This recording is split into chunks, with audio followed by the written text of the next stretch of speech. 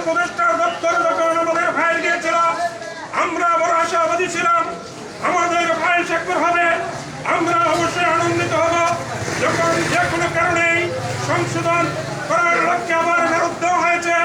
এমনি ভাবে আমাদের জীবন থেকে কতগুলি দিন চলে যাবে, এই কষ্টের জন্য আজকে হয়তো আমরা একত্রিত হয়েছি। আপনারা সকলেই সজাগ থাকবেন। আমাদের কার্যক্রম যদি অতি তাড়াতাড়ি মধ্যে বাস্তবায়িত না হয়, আমরা আবার রাজপথে সেই কঠিন আন্দোলনে যেতে বাধ্য থাকবো। আপনারা সকলেই এখন আমাদের এই কার্যক্রম শেষ করে শান্তিপূর্ণভাবে বাড়িতে চলে যাবেন, এই আশা ব্যক্ত করে আমার বক্তব্য শেষ করছি। আলহামদুলিল্লাহ রাব্বিল আলামিন। এই মাঠে আপনাদের সম্মুখে বক্তব্য রাখবেন ময়মনসিংহ জেলা থেকে সংগ্রামী সভাপতি জনাব মাওলানা শহীদুল ইসলাম সাহেব। বিসমিল্লাহির রহমানির রহিম।